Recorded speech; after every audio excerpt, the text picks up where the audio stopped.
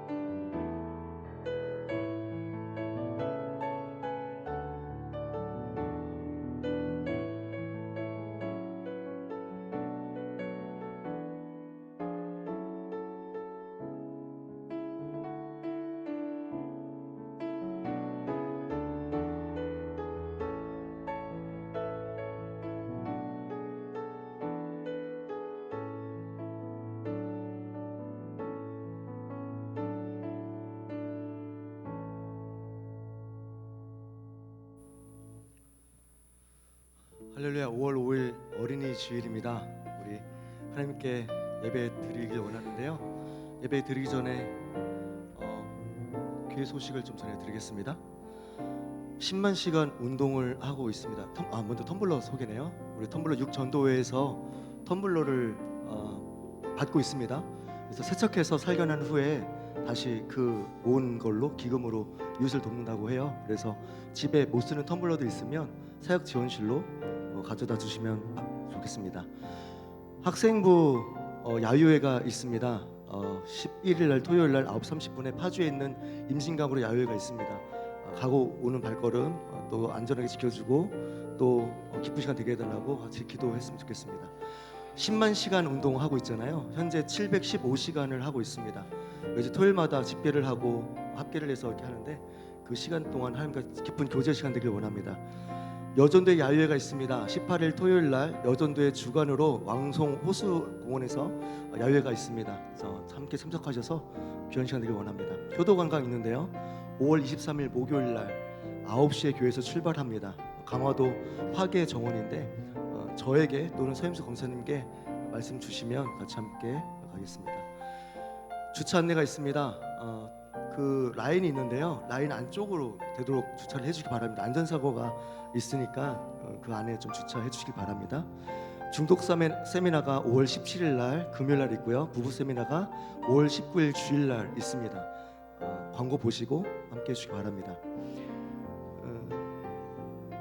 종합 소득 신고가 있습니다. 그래서 개인 사업자랑 법인 사업자 해당되시는 분들은 사역 지원실로 말씀해 주시면 되겠습니다. 청년부 광고인데요. 오늘 생일 잔치가 있죠. 생일 파티가 있습니다. 그리고 선물 상자를 우리가 준비해서 어려운 군포 안양 지역에 5만 원 정도 상당의 학용품과 생필품을 넣어서 월드비전을 통해서 전달하는 사역을 하고 있습니다. 생각나시면 기도해 주시기 바랍니다. 야유회가 19일 날 주일 날 오후 1시에 서울 동문로에 가게 됩니다. 오거는 발걸음 또 즐겁게 야유회 하길 기대합니다.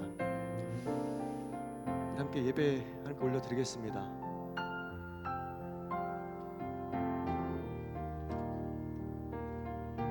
음악을 꺼주셔야 될 것 같은데요. 하나님의 영이신 예배한 자가 영과 진리로 예배할지니라.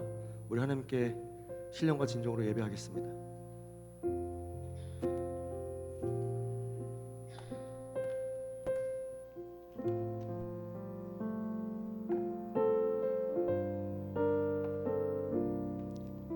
나는 하나님을 예배하는 예배자입니다. 나는 하나님을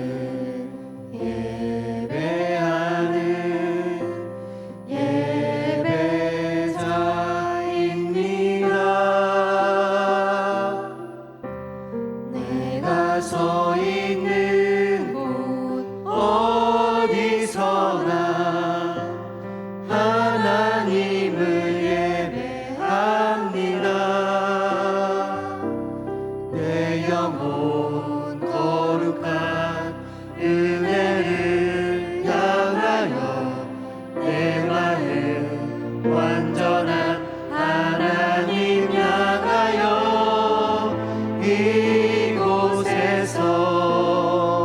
바로 이 시간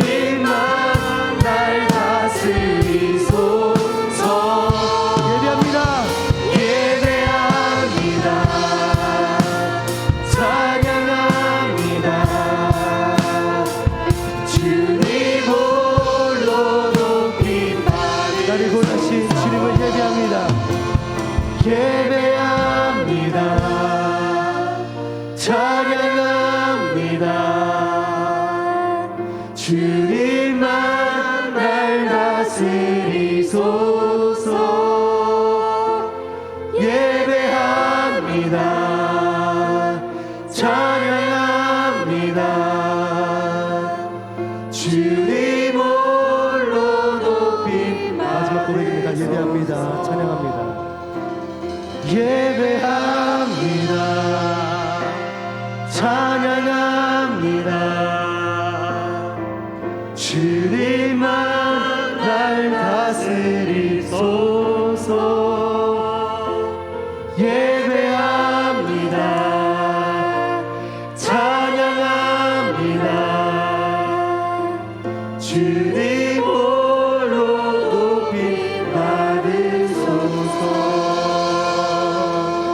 아멘. 우리 자리에 일어나서 왕 되신 주님께 박수치며 기쁨으로 나가시겠습니다.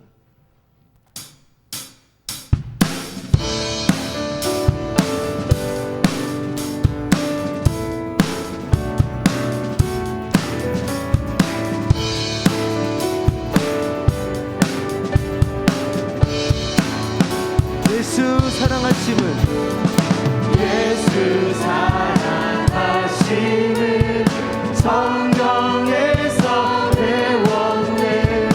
우리는 약하나 예수 권세. 예수 사랑하심을, 예수 성경에서 배웠네. 성경에서 배웠네. 우리는 예수 권세만 도다. 예수 권세만. 날 사랑하신, 날 사랑하신, 날 사랑하신, 날 사랑하신 성경에 쓰였네. 나를 사랑하시고, 나를 사랑하시고, 나의 죄를 다시서 하늘 문을 여시고 드러나게. 날 사랑하신, 날 사랑하신, 날 사랑하신, 날 사랑하신 성경의 주. 내가 연약할수록, 내가 연약할수록 더욱 귀히 여기사 높은 보좌 위에서 낮은 나를. 날 사랑하신, 날 사랑하신, 날 사랑하신, 날 사랑하신 성경에 세상 사는 동안에, 세상 사는 동안 함께 하시고, 나와 함께 세상 떠나가는 날, 세상 떠나 천국 가게 하소서. 천국 가게. 날 사랑하신, 날 사랑하신, 날 사랑하신, 날 사랑하신 성경에 날 사랑하신, 날 사랑하신, 날 사랑하신, 날 사랑하신 성경에 쓰였네. 아멘. 찬양합니다. 우리 더 기쁨으로 찬양하겠습니다.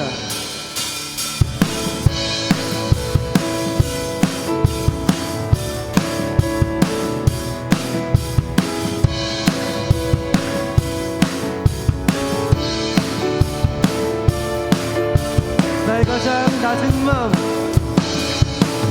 나의 가장 낮은 마음 주님께서 기뻐하시고 자기 일에 큰 기쁨을 느끼게 하시는 것. 내가 지쳐서 무력할 때 주님 내게 힘이 되시고 아름다운 하늘나라 내 맘에 주시는 것. 우리에게 축복하신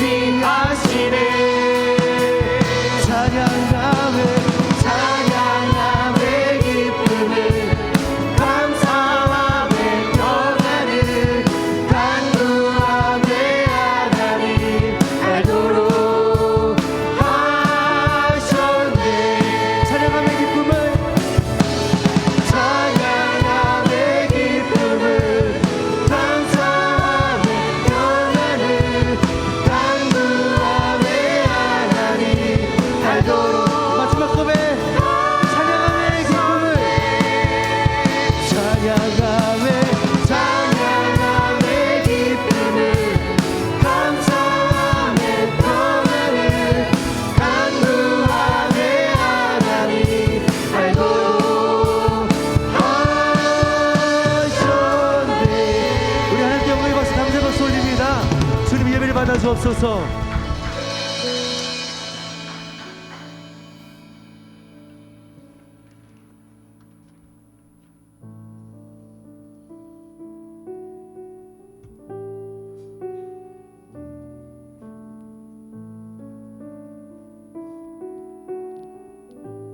소망이 없고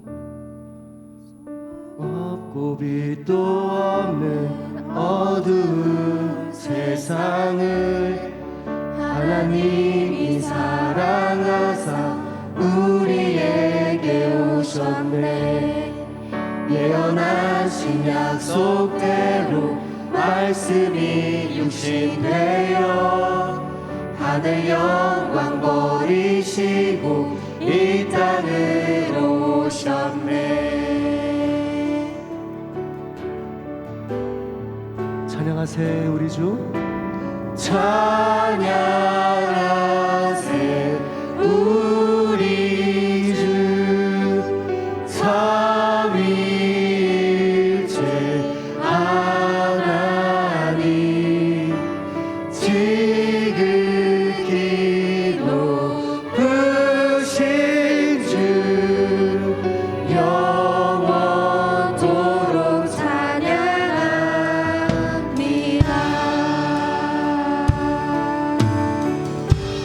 주가 지으신 모든 세상을 구원하려 영광의 주 예수님이 죽음을 택하셨네.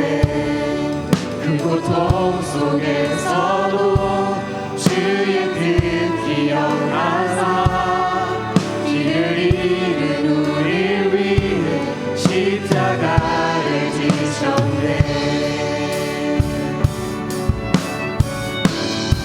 찬양하세 우리 주. 찬양하세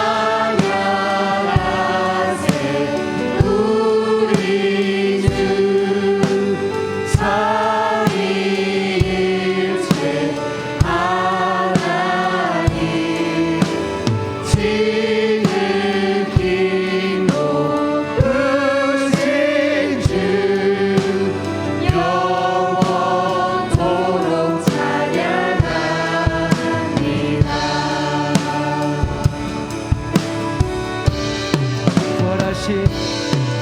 부활하신 그 아침 무덤 열리고 죽임 당한 어린 양 죽음을 이기셨네.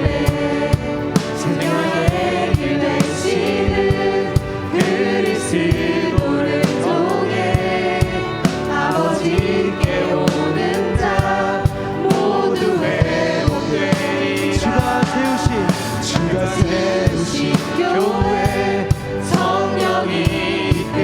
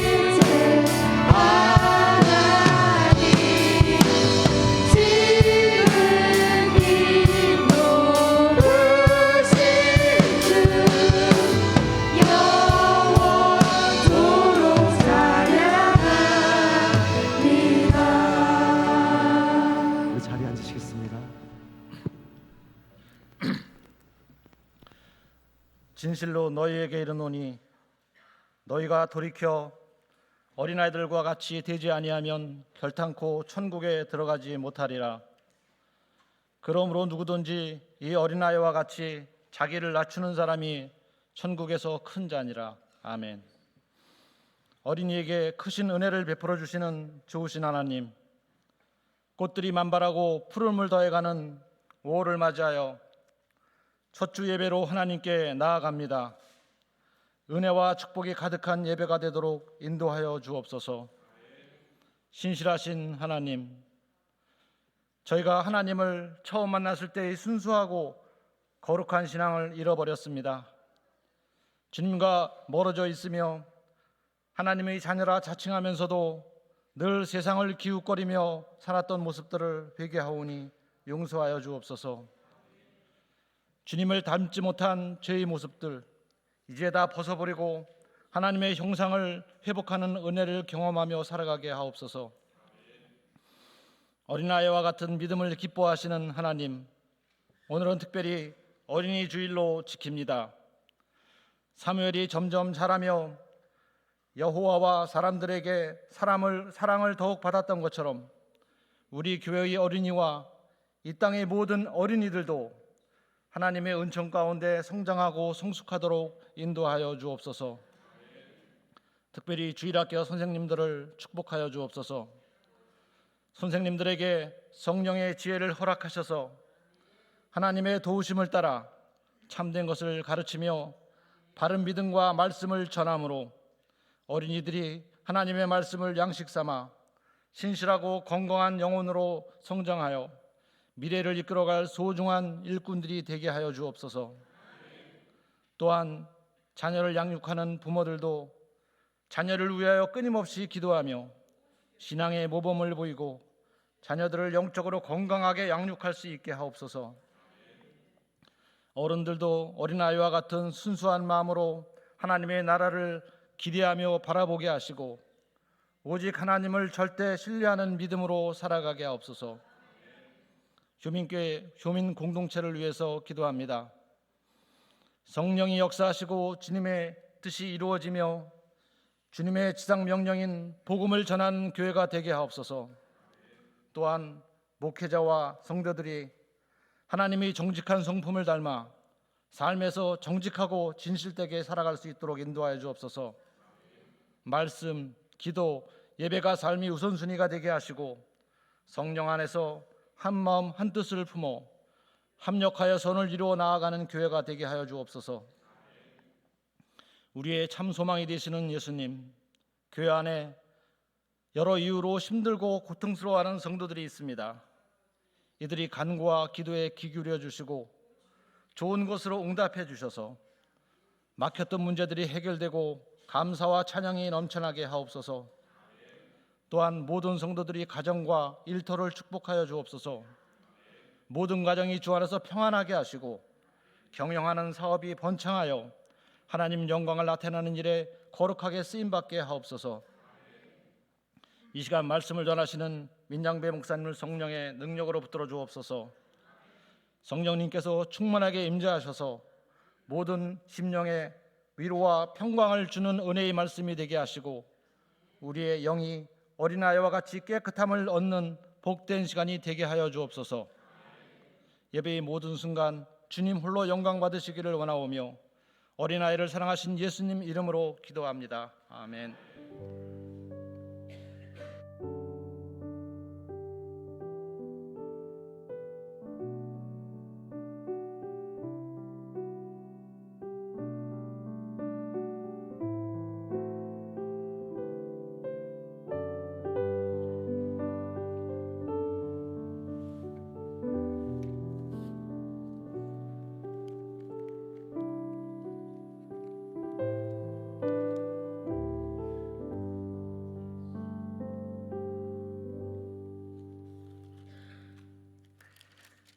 사도신경을 암송함으로 신앙을 고백하겠습니다. 나는 전능하신 아버지 하나님, 천지의 창조주를 믿습니다. 나는 그의 유일하신 아들 우리 주 예수 그리스도를 믿습니다. 그는 성령으로 잉태되어 동정녀 마리아에게서 나시고 본디오 빌라도에게 고난을 받아 십자가에 못 박혀 죽으시고 장사된 지 사흘 만 죽은 자 가운데서 다시 살아나셨으며 하늘에 오르시어 전능하신 아버지 하나님 우편에 앉아 계시다가 거기로부터 살아있는 죽은 자를 심판하러 오십니다.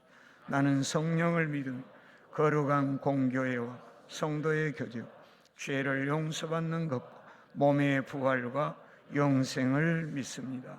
아멘. 찬양하시면서 준비하신 예물을 하나님 앞에 드리겠습니다.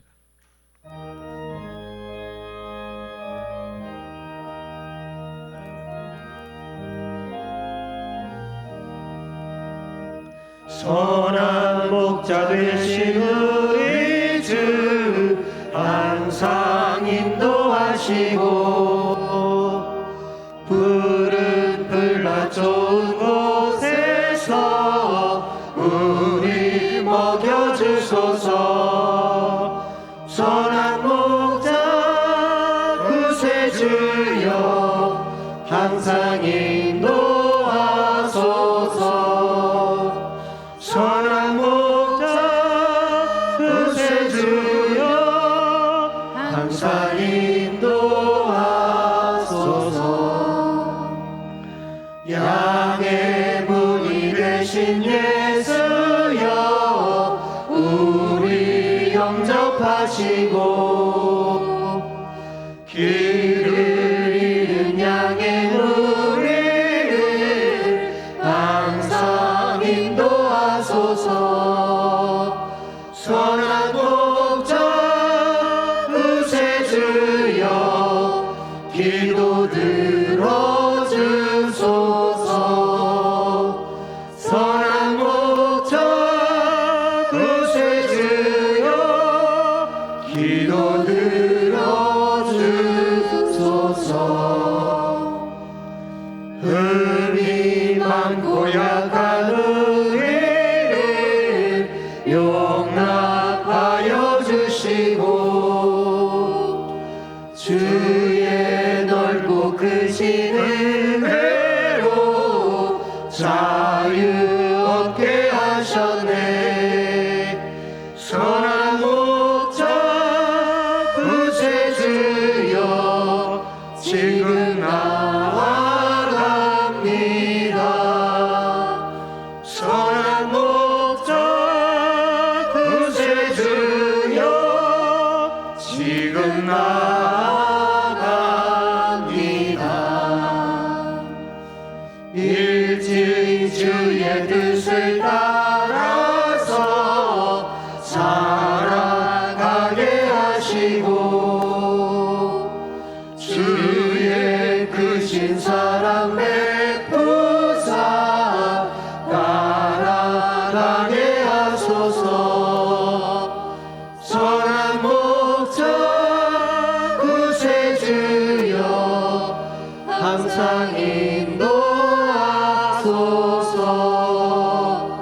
선한 목자 구세주여 항상 인도하소서.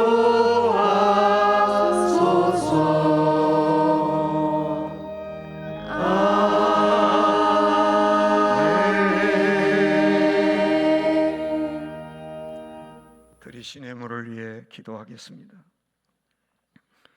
온 우주 만물을 창조하신 창조주 하나님, 만왕의 왕이 되신 하나님, 인류의 역사를 주관하시는 하나님, 그 위대하신 하나님께 찬양과 영광을 돌리는 마음으로 준비한 예물을 이 시간 드렸습니다.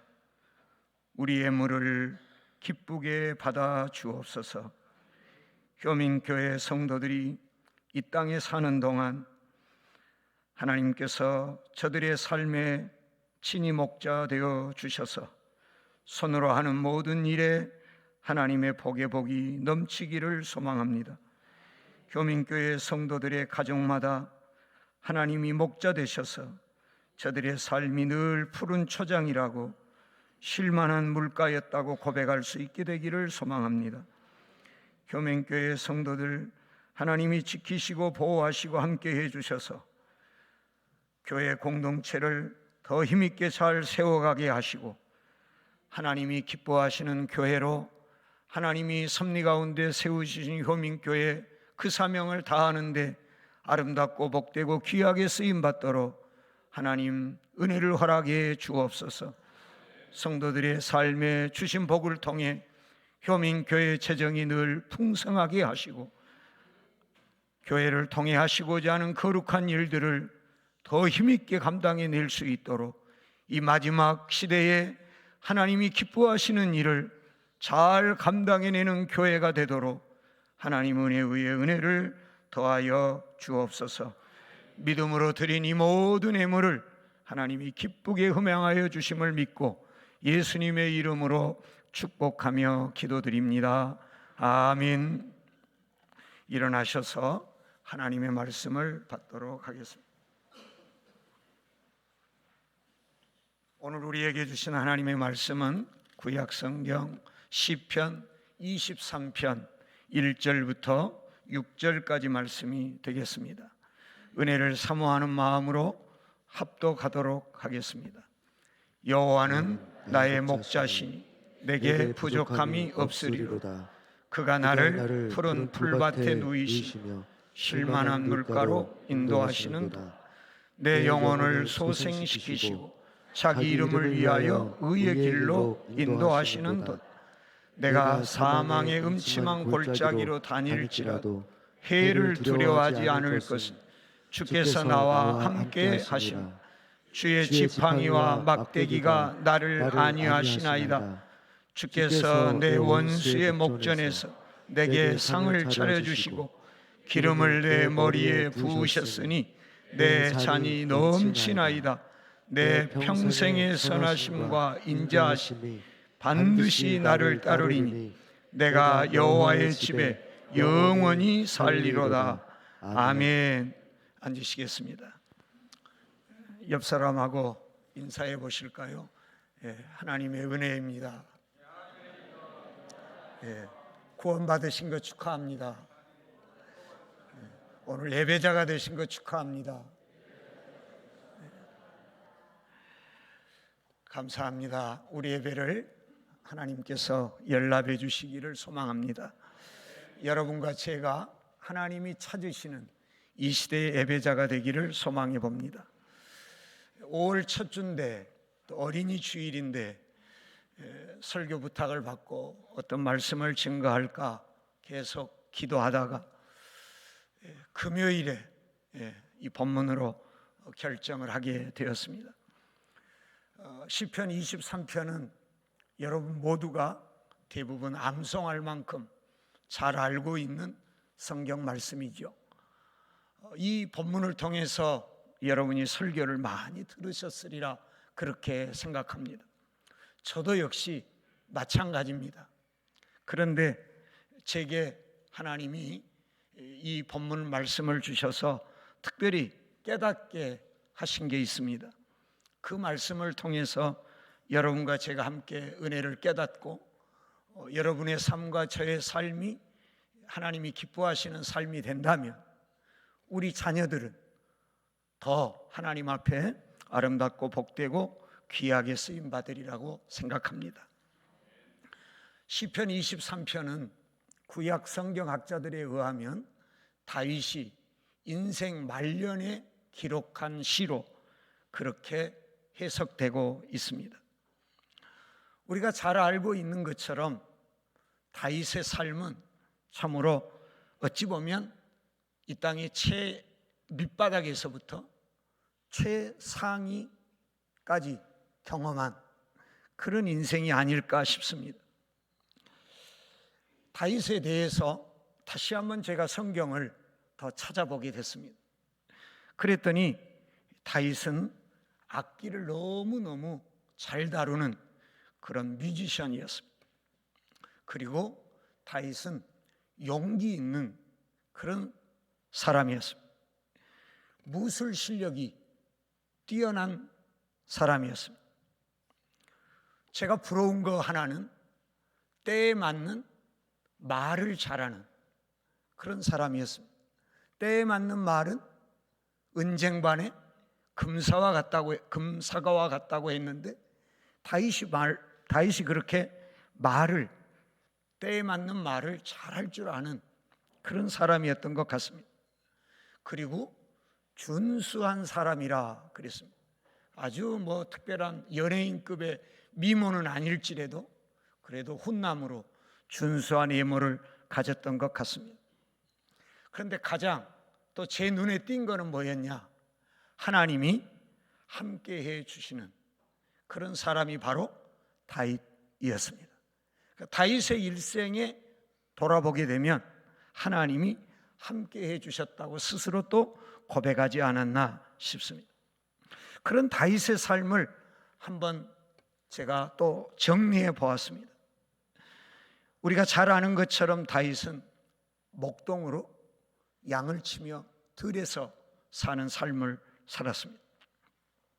그러다 어느 날 블레셋 장수 거인 골리앗을 물리치는 이 엄청난 일을 벌였습니다. 그가 살아가는 과정 속에 아마 요나단의 사랑은 빼놓을 수 없지 않을까. 요나단의 사랑 때문에 사울로부터 목숨을 건져서 이스라엘의 왕이 되는 그런 삶을 살았습니다. 지속적으로 사울의 추격을 받고 도피자의 삶을 살았습니다. 인간적으로 표현하면 천신만고 끝에 이스라엘 왕이 되었습니다. 그러나 아들 압살롬의 반역을 통해서 또 도피자의 신세가 되기도 했습니다. 부끄러운 일인데 밧세바를 통해서 성적인 죄를 범하고 임신 사실을 은폐하기 위해서 충신 우리아를 전쟁 최전선에 내보내게 해서 죽게 만들었습니다. 요즘 법적인 용어로 하면 살인교사죄가 아닐까 싶습니다.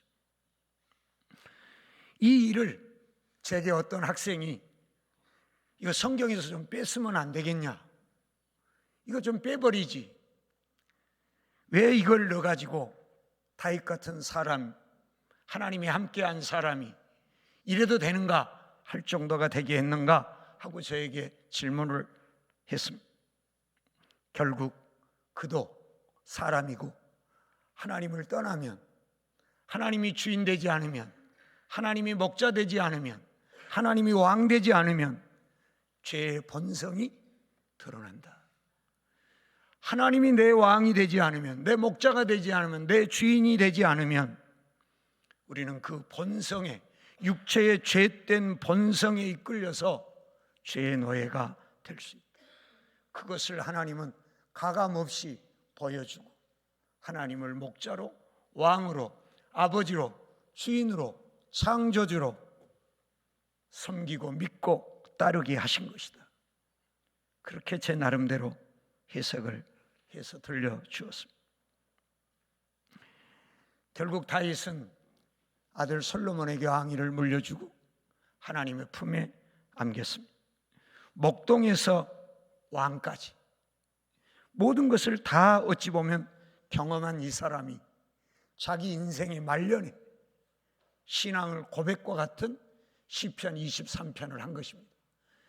우리 모두의 모습이 대부분 이와 같기 때문에 이 시편 23편을 사랑하고 암송하고 좋아하는 것은 아닌지 그렇게 생각해 봅니다. 오늘 저는 여러분과 다시 한번 이 시편 23편을 통해서 우리의 신앙을 점검해 보고, 그리고 우리에게 주시는 교훈을 따라서 새로운 결단을 하기를 원하는 마음으로 이 말씀을 나누게 되었습니다. 물론 제가 먼저 그렇게 실행하려고 노력하고 있습니다. 먼저 저는 여러분에게 질문을 하나 드려보고 싶습니다. 여호와가 여러분의 목자이십니까? 여러분의 목자 예수님은, 여러분의 목자 하나님은 여러분 생애에 언제 목자가 되어 주셨습니까? 여러분 언제부터 하나님이, 예수님이 나의 목자라고 고백하며 사십니까? 저는 고등학교 2학년 때 이 고백을 했습니다. 고등학교 2학년 때 저는 개인적으로 예수님을 만났습니다. 그때 저는 모든 사람은 죄인이다.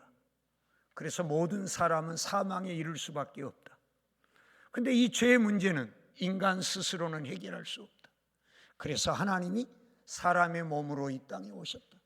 그리고 직접 한 마리의 어린 양이 돼서 속죄 제물이 되심으로 우리 죄를 다 사해 주셨다. 그래서 이분을 주인으로, 이분을 목자로, 아버지로, 왕으로, 하나님으로 마음에 영접하면 그때 하나님의 자녀가 되는 권세를 얻는다. 그때 하나님 나라를 볼 수 있다. 그 사람이 하나님 나라에 들어갈 수 있다. 이렇게 가르쳐 주시고 저에게 예수님을 영접하겠냐 그러시더라고요. 대학생 선교단체에서 그렇게 말씀을 듣고 사실은 그때는 잘 몰랐습니다. 그리고 예수님을 따라 영접했습니다. 그리고 세례를 받고 신학을 하고 목사도 됐습니다. 그런데 돌아보니 제 인생의 주인이 하나님이 아니라 제가 주인 되어 살 때가 너무나 많았더라고요. 그래서 다윗이 이런 고백을 한 거 아닌가 싶습니다. 그런데 오늘 제가 안타깝게도 학생들에게 질문해 보면 예수님을 주인으로 영접도 안 했다는 거죠. 여전히 자기가 주인인 줄로 착각하고 산다는 거죠. 자기가 왕입니다. 자기가 하나님입니다. 그래서 자기 멋대로 하는 겁니다. 자기 원하는 대로 하는 겁니다. 제가 만나는 학생들은 주로 신학생들입니다. 이 친구들도 예수님을 주인으로 영접하지 않았다는 거죠. 여러분, 완전히 바뀌는 겁니다. 그냥 여러분 모습 그대로 거기다가 뭐 신앙으로 뭘 좀 더 붙이고 뭘 좀 더 하고 이러는 게 아니라 완전히 바뀌는 겁니다. 죄의 몸은 그리스도와 함께 죽고 그리고 다시 그리스도와 함께 살아나는 거, 이게 물과 성령으로 거듭나는 겁니다. 이게 중생하는 겁니다, 여러분. 그래서 완전히 바뀌어야 됩니다. 그냥 내 거 여기다 갖다가 액세서리 좀 더 붙이고 목사니까 양복 좀 색깔 이런 걸로 입고 그런 게 아닙니다. 완전히 바뀌어야 하는 거예요. 우리가 나무를 접붙이게 할 때 돌 감람나무를 좋은 감람나무가 열리게 한다면 그걸 잘라내고 좋은 걸 갖다 접붙여야만 가능합니다. 이대로 놔두면 절대로 할 수 없습니다. 요한복음 15장에 그래서 포도나무와 가지 비유도 그렇습니다. 가지치기 완전히 해야 됩니다. 그리고 예수님이 나무가 되어야 합니다. 그리고 우리는 그 가지 일부가 되어야 합니다. 근데 조금 변화되는 거, 이게 거듭난 거라고 착각하시면 안 됩니다. 여러분, 예수님이 여러분의 해결할 수 없는 죄 문제를 해결해 주셨습니다. 그리고 여러분이 알지도 못하던 부활의 소망을 주셨습니다. 여러분이 준비하지 않아도 되는 영원한 낙원을 허락해 주셨습니다. 이 땅은 아무리 120세까지 산다고 해도 잠시입니다. 연세가 드셨으면 저보다 형님이나 누님들은 더 많이 느끼시겠죠. 저도 돌아보니 세월이 정말 빠르게 지나갔다고 고백하고 있습니다. 예수님 재림하실 때 여러분 어떻게 예수님 맞이할 수 있겠습니까? 거듭나지 않으면, 주인이 바뀌지 않으면, 완전히 여러분 180도 전환되지 않으면 안 됩니다. 여러분이 여전히 여러분 인생의 주인 같고, 여러분 시간이 다 여러분 것 같고, 물질이 여러분의 것이고, 은사가 여러분의 것이고, 재능이 여러분의 것이고, 가족이, 자녀가, 여러분의 회사가, 직장이 여러분의 것이라고 생각하고 계시다면 여러분은 거듭났는지, 하나님이 여러분의 목자인지 여러분 다시 한번 점검해 보시기를 바랍니다. 아까도 말씀드린 것처럼 다윗은 말년에 이 고백을 했습니다. 그래서 제가 최근에 구약학자에게 질문했습니다. 이게 맞는가? 그리고 또 하나 1절을 가지고 제가 질문을 했습니다. 1절을 같이 한번 볼까요? 여호와는 나의 목자시니 내게, 난 이 구절을 보고 이렇게 해석이 됩니다. 여호와가 나의 목자 되실 때만 부족함이 없었고, 내가 목자 될 때는 부족한 것 천지였던 것 같습니다. 내가 이렇게 해석해도 될까요? 그랬더니 구약학자가 맞습니다.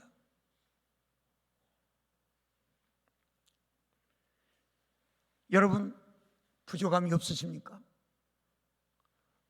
우리 주변에는 다 부정적인 표현을 합니다. 다 안 된다고 하고. 그런데 목자 되시면 부족함이 없다고 고백하지 않을까요? 다윗은 자신의 인생을 돌아보니까 여호와가 자기 목자 되어줄 때, 그때만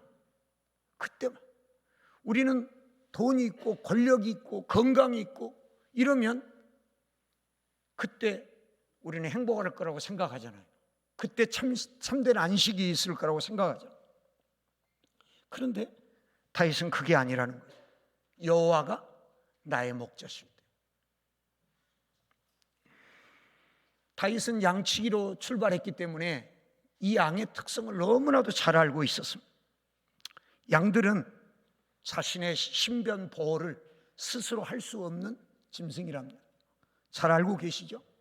사나운 짐승이 공격해오면 스스로 대항할 힘이 전혀 없는, 그런 무기가 전혀 없는 짐승이 바로 양이랍니다. 아무리 작은 짐승들이 공격해 와도 그거를 대항할 능력이 없다는 겁니다. 정말 나쁘게 말하면 지극히 무능한 짐승입니다. 다윗은 그렇게 자신을 표현한 겁니다. 근데 여러분은 그렇게 표현하신 적 있나요? 저는 그렇게 표현 못하고 살았더라고요. 나는 아무것도 할 수 없는 인생이다, 이렇게 고백한 적이 없었더라고요. 나는 내 스스로 뭐든지 다 할 수 있다고 생각했던 거예요. 그게 오히려 젊음이요 패기요, 그렇게 생각했던 것 같아요. 양 주제에 스스로 자신의 신변을 보호할 수 없어요. 생명을 스스로 어떻게 안전하게 할 수가 없어요. 공격에 올 때 스스로 대항할 힘이 전혀 없어요. 그런 양이 내가 다 할 수 있다고 착각한 거예요. 목사 된 후에도요, 신학과 교수가 된 후에도요, 그게 너무너무 부끄러웠습니다. 이 세상 우리가 다 사나운 짐승이 공격해오는 그런 전쟁터와 같다고 말하잖아요. 광야와 같다고도 하고. 그러면 우리에게 승리하려면 다윗처럼 여호와가 나의 목자 되어 주셔야 하잖아요. 그런데 여러분, 얼마나 목자 되어 주시기를 원했나요? 선배 목사님들이 저에게 니네들 얼마나 환경이 좋으냐, 목회하기 좋은 환경, 우리 때보다 학교의 환경이 얼마나 좋으냐. 근데 저는 그렇게 보이지 않아요. 제자들이 안타까워요. 제 자녀들이 안타까워요. 어떻게 살아가려나, 어떻게 하려나. 방법은 하나밖에 없거든요. 여호와가 나의 목자, 여호와가 한국교회의 목자, 여호와가 내 자녀들의 목자 되어줄 때만 그들에게 소망이 있지 않을까요?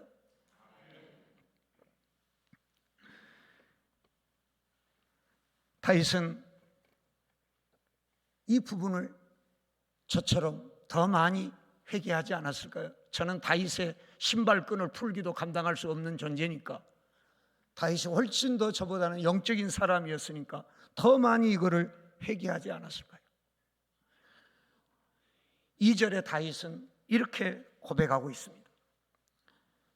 여호와께서 자신을 푸른 풀밭에 누이시며 쉴만한 물가로 인도하셨다고 그렇게 고백하고 있습니다. 목동으로서의 삶이 얼마나 힘들었을까요? 계속해서 꼴을 찾아서 물을 찾아서 양들을 데리고 이동해야 되잖아요. 씻을 것도 마땅치 않고 잘 것도 마땅치 않고 먹을 것도 마땅치 않은 그런 상황에 얼마나 힘들었을까요? 반대로 궁궐은 얼마나 좋았을까요? 에어컨은 없었겠죠?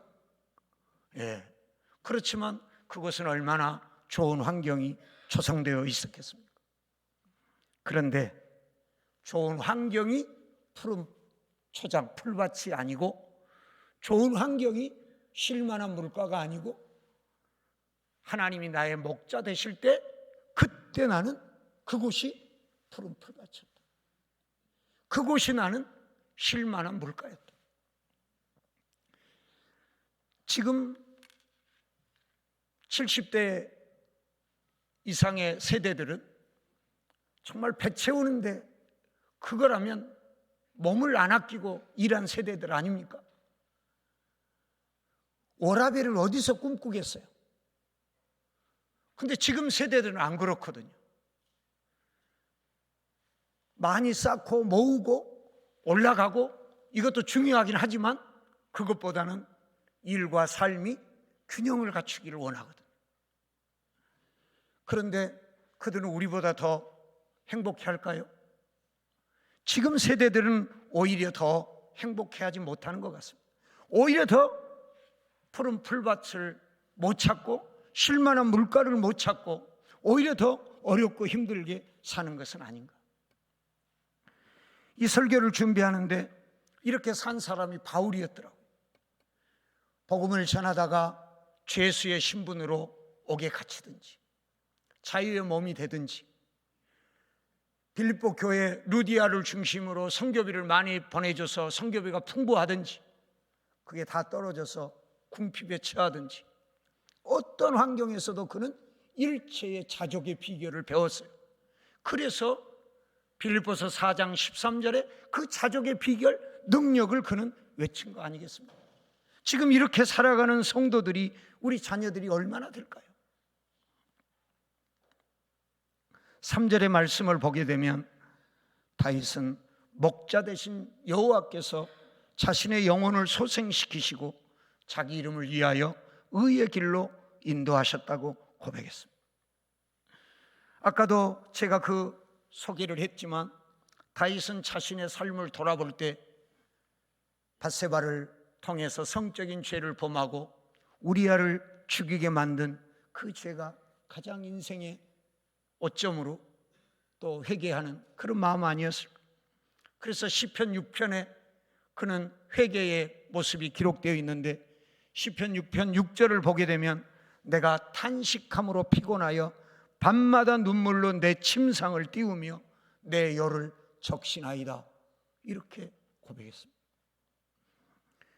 여러분, 눈물이 어떻게 침대를 띄웁니까? 어떻게 열을 적실 수 있습니까? 그만큼 처절하게 회개했다는 거예요. 여호와가 목자 되시면 그나마 우리가 의의 길로 갈 텐데 내가 주인 되니까 웨슬리 목사님이 말씀하신 것처럼 죄의 본성에 따라서 우리가 불의의 무기로 우리의 돈도 내주고 우리의 시간도 낭비하고 우리의 물질도 쓴다는 거죠. 여호와가 나의 목자시게 되면 그분의 인도하심을 따라서 내가 살아갈 때 하나님이 선하시고 기뻐하시고 온전하신 뜻을 찾아서 그 일에 내 시간도 사용하고 내 물질도 사용하고 내 재능을 사용하고 내 은사를 사용할 텐데 내가 목자니 그렇게 못 살았더라고요. 그래서 그는 그렇게 울지 않았을까?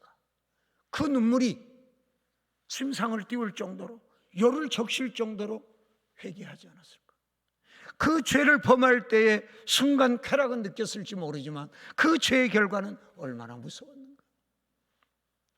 그래서 처절하게 여호와가 목자 되셔야 한다는 그런 울부짖음 아닐까? 저는 그렇게도 이 구절이 보였습니다. 그리스도인들이 죄책감을 갖잖아요. 비기독교인들보다 그리스도인들이 작은 죄에도 죄책감을 갖고 하나님 앞에 양심의 고백도 하고 눈물로 울기도 하고 그리고 금식도 하면서 회개하기도 하잖아요. 그리고 다시는 내가 그 죄를 범하지 않으리라 이렇게 결단도 하고, 그런데 또 지나다 보면 또 반복할 때가 있잖아요. 그래서 죄책감에 시달리기도 하죠. 그래도 우리 이렇게 운 적이 있냐는 거예요. 그런데 다윗은 그렇게 회개했습니다. 여러분, 죄의 삭은 사망인 것처럼 죄의 결과는 그렇습니다. 본문 4절에 다윗은 이렇게 표현했습니다.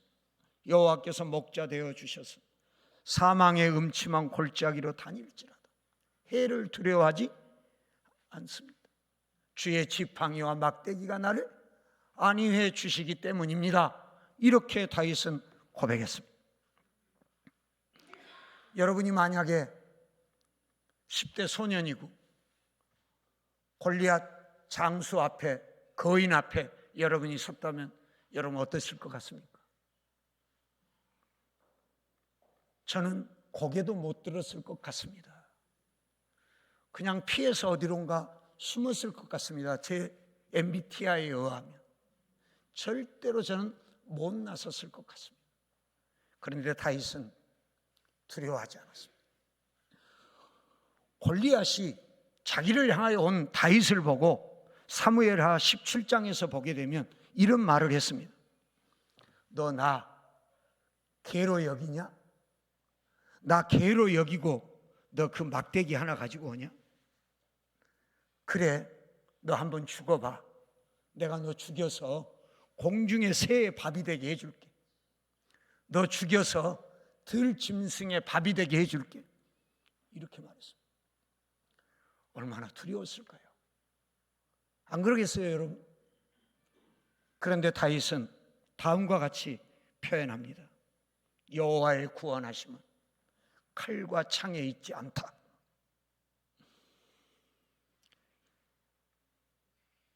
이 전쟁이 하나님께 속해 있다는 것을 이 모든 백성에게 하나님이 알게 하시려고 나를 지금 네 앞에 보내는 것이다.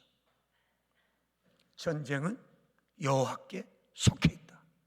그리고 돌을 던졌습니다. 그 돌이 골리앗의 이마에 박혀서 결국 죽었습니다. 우리 지금도 말도 안 되는 싸움 표현할 때 다윗과 골리앗의 싸움이라고 하지 않나요? 두려워하지 않았습니다. 저 같으면 왕 되기 전에 죽었을 것 같아요. 점점 말라가지고 사울의 그 계속된 괴롭힘, 추격 때문에. 엔게디 광야로 도망갔을 때 사울이 3,000명 훈련된 이스라엘 군사들을 뽑아가지고 이 한 명 잡으려고 왔습니다. 여러분, 3,000명의 무리가 왔을 때 안 두렵겠어요? 그것도 최고의 군사를 선별하고 온 겁니다. 요즘 같으면 특전사 뽑아가지고 온 것입니다. 안 들어올 사람이 어디 있겠습니까? 우리 여기 300명 모였을까요? 3,000명의 10분의 1. 300명, 3,000명 우리 예배당에 모인다면 정말 서 있어야 할 정도로 그러겠죠? 그런 또 모습을, 성장하는 모습을 생각하며 기도하시는 분들도 있겠죠? 네. 얼마나 두려웠을까요? 그런데 다윗은 두려워하지 않았습니다. 왜요? 여호와가 나의 목자시기 때문입니다.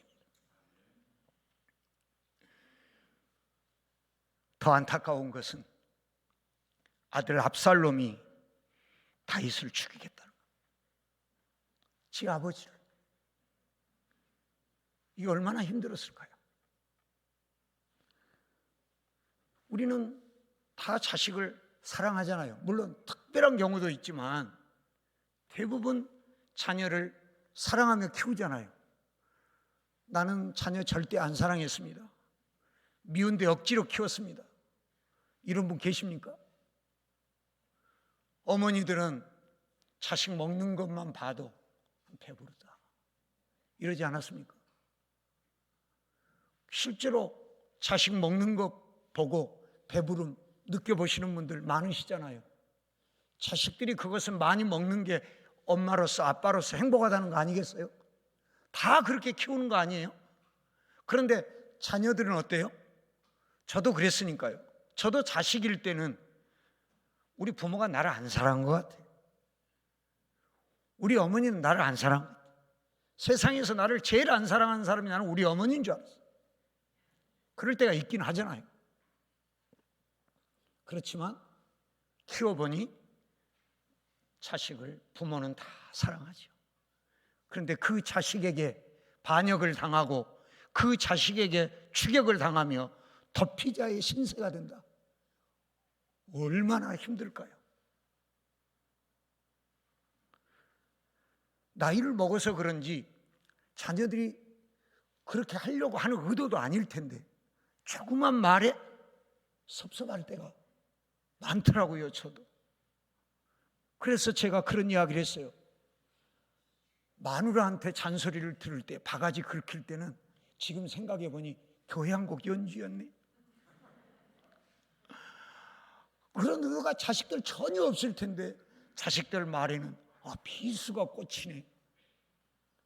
그래, 자기도 그런데 늙긴 늙었구만 그러고 웃고 말았어요.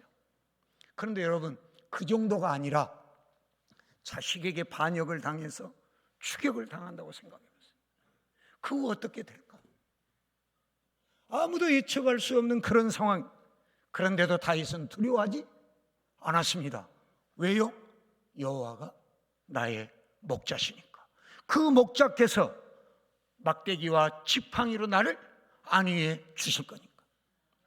5절에 다윗은 이렇게 표현했습니다. 원수의 목전에서 내게 상을 차려주시고 기름을 내 머리에 부으셨으니 내 잔이 넘칩니다. 이렇게 고백했습니다. 여러분, 이렇게 고백해 보신 적 있나요? 여러분의 삶에 하나님, 정말 제 잔이 넘칩니다. 제 그릇에 비해서, 제 재능에 비해서, 제 환경에 비해서 하나님이 제게 너무너무 많은 것을 주셨습니다. 저는 이걸 감당하기 어렵습니다. 그러니 하나님, 저에게 지혜를 주세요. 필요한 은사를 더해 주세요. 하나님, 제게 건강이 필요해요. 이렇게 기도해 본 적 있으신가요? 사무엘상 18장 7절에 가보게 되면 다윗이 즉위하기 전에, 왕으로 취임하기 전에 이스라엘 여인들이 노래를 불렀습니다. 사울이 죽인 자는 천천히요, 다윗은 만만이로다. 이 말에 이제 사울이 돈 거죠. 그리고 그때부터 이제 다윗을 더 적극적으로 죽이려고 했던 거예요. 경계의 대상에서 이제는 제거의 대상이 됐습니다. 그런데 결국 어떻게 됐는가? 다윗은 사울과 비교할 수 없으리만큼 하나님이 그를 변화시켜 주셨습니다. 어떻게 했습니까? 사무엘하 3장 1절에 보니까 이렇게 기록되어 있습니다. 사울의 집과 다윗의 집 사이에 전쟁이 오래매 다윗은 점점 강하여 가고 사울의 집은 점점 약하여 가니라. 원수의 목전에서 기름을 내 머리에 바르시고 내 잔이 넘치게 해주신 것, 증거되는 거 아니겠습니까? 본문 6절에 다윗은 이렇게 고백하고 있습니다. 여호와께서 나의 목자 되셔서 내 평생의 선하심과 인자하심이 나를 따르리니 내가 여호와의 집에 영원히 살리로다. 이렇게 고백했습니다. 다윗은 성전을 사랑한 사람이었습니다. 왜요? 하나님이 목자이실 때, 하나님이 목자 되시면 우리는 성전을 사랑하게 되어 있습니다. 저는 다윗이 법궤를 옮겨올 때에 춤추고 법궤를 옮겨오기 위해서 준비한 그 상황을 보게 되면 다윗이 얼마나 성전 중심한 삶을 살았는지 그거를 느낄 수 있습니다. 역대상 15장이 바로 이제 이 부분이 나오는데요. 다윗은 이때 유대 레이지파 이 어른들에게 부탁을 했습니다. 노래하는 자 세우십시오. 비파와 수금과 재금 등의 악기를 울리십시오. 즐거운 소리를 크게 내십시오. 그렇게 하면서 법궤를 맞았습니다. 그리고 그 법궤를 맞아 들을 때 다윗이 춤을 췄습니다. 너무 기뻐서. 그랬더니 그 모습을 보고 역대상 15장 29절에서 사울의 딸이고 다윗의 아내인 미갈이 다윗을 업신여깁니다. 무시합니다. 그럴 정도로 다윗은 법궤를 모셔오는 것에 대해 행복했습니다. 감사했습니다. 이게 바로 성전을 사랑한 다윗의 마음. 또한 우리가 잘 아는 것처럼 다윗은 성전을 건축하고 싶었습니다. 근데 하나님이 허락하시지 않았습니다. 저 같으면 그래요? 그러면 제가 더 큰 집에 살지요. 제가 더 큰 자동차 사지요. 세계 여행하는 데 쓰지요. 저 같으면 그랬을 것 같아요. 그런데 다윗은 철저하게 성전 건축을 위해서 준비했습니다. 그리고 그 아들이 성전을 건축할 수 있도록 했습니다. 저는 이 준비 과정이 바울의 진심 아니었나 그렇게 생각하고 있습니다. 그냥 형식적으로 내가 왕도 됐으니 이제 성전 하나 짓고 싶어요. 내 이름 내기 위해서. 자기 고향에다 그렇게 해서 교회 짓는 분들도 있잖아요. 그거 잘못했다는 거 아니고, 근데 정말 진심으로 성전을 짓고 싶어서 그렇게 철저하게 준비해 놓은 거 아닌가 하는 것입니다. 사랑하는 성도 여러분, 저는 이렇게 제 자신을 돌아보게 됐습니다. 나는 내가 목자일 때가 너무나 많았구나. 내가 주인일 때가 너무 많았구나. 내가 왕 노릇할 때가 너무 많았구나. 내가 아버지 노릇할 때가 많았구나. 내가 심지어 하나님 자리를 내가 차지했구나. 아담과 하와만이 아니라 바벨탑을 쌓은 사람들만이 아니라 사사기에 산 사람들만 아니라 21세기에 살아가고 있는 나도 똑같이 그렇게 살았구나. 제가 더 모든 부분을 하나님께 맡기고 목자 되신 하나님의 인도하심을 따라서 하나님께 더 영광을 돌렸어야 되는데 그러지 못해서 제 삶이 하나님의 영광을 가리운 것은 아닌가. 저것도 목사란 말이야? 저보고 그런 사람은 없었을까? 제가 은퇴를 앞두고 한 설교 중에서 제가 이런 설교를 했습니다. 나 때문에 신학 왔다가 저런 사람도 교수라면 할 필요가 없겠다고 생각하고 휴학하거나 자퇴하거나 신학을 포기한 학생은 없었을까? 내 말, 내 행동, 내 가르침이 잘못됐다고 생각하고 그런 사람은 없었을까? 양이 어찌 목자 자리에 올라가려고 합니까? 노예가 어떻게 주인의 행세를 하려고 합니까? 신하가 어떻게 왕을 반역하고 그 자리 자기가 앉겠다고 합니까? 아들이 아버지를 끌어내리고 어떻게 자기가 아버지 하겠다고 합니까?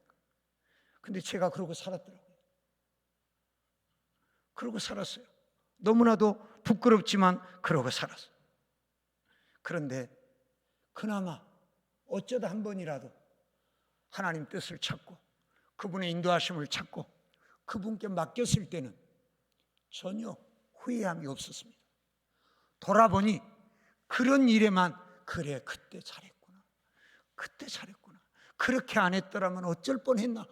그게 그나마 몇 가지가 있습니다.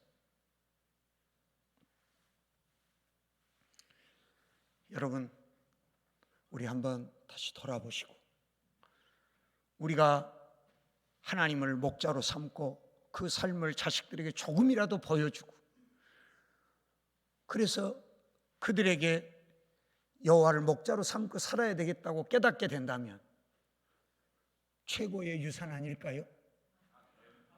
그들이 스스로를 고백하면서 여호와가 나의 목자 되셔서 내 아버지 때문에, 내 할아버지 때문에, 내 엄마 때문에 내가 예수님을 만났고 그분이 나의 목자 되셔서 내가 오늘 여기 왔다고 고백하면 그 우리 최대의 교육 아닌가요? 학원은 보내고 특별 과외는 시키고 좋은 대학은 보내고 좋은 직장은 원하면서 얘들이 여호와를 목자로 삼고 있는지, 내가 그것에 보는 되고 있는지, 이것에 우리가 무관심하다면 그들은 우리보다 더 어려운 전쟁터에서 아비규환처럼 살아가게 되지 않을까요? 다시 한번 우리 모두가 돌아보는 그런 시간이 되셔서 잘하고 계시겠지만 다시 한번 여호와를 목자로 삼고 살아가는 그런 어떤 계기가 되시기를 소망해 봅니다. 오늘 주신 말씀을 우리가 오늘은 묵상하면서 한번 찬양하고 기도하고 싶습니다. 이 찬양이 좀 어렵긴 한데 가사가 제가 오늘 이 시편 23편이라 정하게 됐고요. 가사의 의미를 생각하면서 함께 찬양하시고, 그리고 이 가사 내용을 여러분이 묵상하시면서 결단의 시간을 한번 가지시면 어떨까 싶습니다.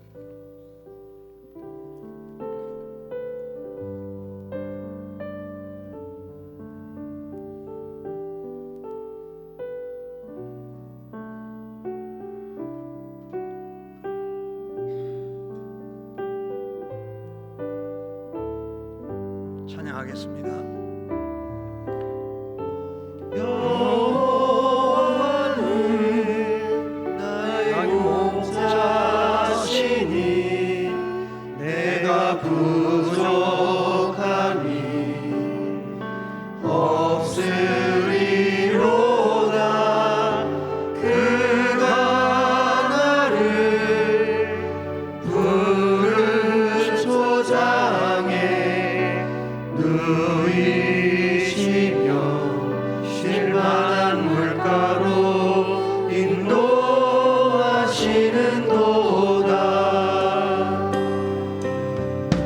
내 영혼 소생 지키시고 자기를 위하여 의의 길로 인도하시는도다.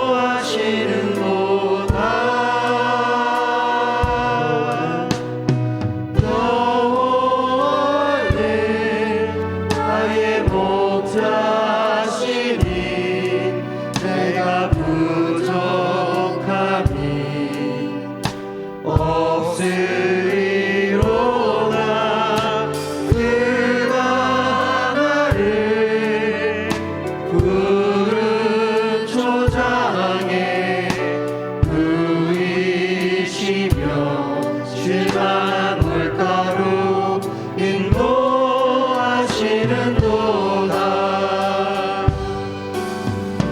내 영혼 소생 지키시고 자기를 위하여 의의 길로 인도하시는도다. 나의 평생에 선하심과 인자하심이 나를 따르리니 내가 여호와 집에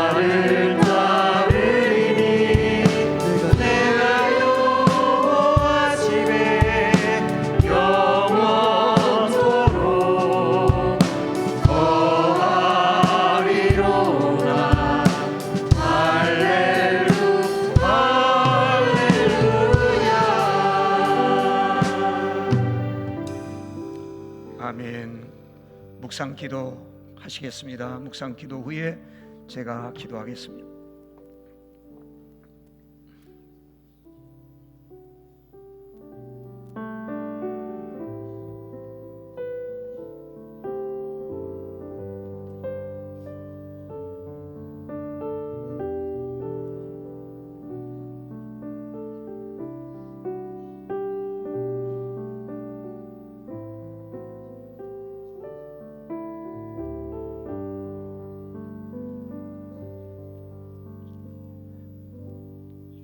창조주 하나님, 만왕의 왕이 되신 하나님, 우리 스스로 해결할 수 없는 죄를 다 해결해 주시고 우리 아버지 되시고 목자 되시고 주인 되시고 왕이 되시고 하나님 되주셔서 감사합니다. 죽음은 그만인 줄 알았는데 부활의 소망을 허락해 주시고 영원한 낙원을 허락해 주신 하나님 아버지, 그 은혜와 사랑을 감사드립니다. 이 땅에 사는 동안 하나님은 우리의 목자 되셔서 부족함이 없게 하시려고 늘 인도해 주시는데 우리의 죄의 본성에 따라 내가 주인인 줄 알고 내가 목자인 줄 알고 내가 아버지인 줄 알고 내가 왕인 줄 알고 내가 하나님인 줄 알고 잘못 행했습니다. 그러고 보니 후회가 너무나 많습니다. 회개할 것이 너무나 많습니다. 이제부터라도 여호와를 온전히 목자로 삼고 여호와의 인도하심을 따라 하나님의 선하시고 기뻐하고 온전하신 뜻이 무엇인지 분별하고 그 뜻에 따라 순종하며 나아가는 저희들의 삶이 되게 하여 주옵소서. 그때 우리의 삶에 부족함이 없었다고 고백하게 하시고 그런 삶을 우리 자녀들이 보게 하시고 우리 자녀들이 그런 고백을 하며 살아가게 하시고 하나님께 영광이 되게 하여 주옵소서. 여전히 구원받았음에도 불구하고 세상 속에서 치열한 전쟁터처럼 살아가지 않게 하시고 여호와를 목자로 삼고 살아가는 우리의 삶이 되도록 다시 한번 하나님 우리에게 은혜를 베풀어 주옵소서. 함께 해주실 줄 믿습니다. 결단한 주의 백성들의 마음을 주장하시고 삶의 여정 속에 성령님 깨닫게 하시고 행하게 하셔서 열매로 나타나게 하실 줄로 믿습니다. 예수님의 이름으로 기도드립니다. 아멘. 여호와는 내게 복을 주시고 너를 지키시기를 원하며 여호와는 그의 얼굴을 내게 비추사 은혜 베푸시기를 원하며 여호와는 그 얼굴을 내게로 향하여 드사 평강 주시기를 원하노라 할지니라 하라. 아멘.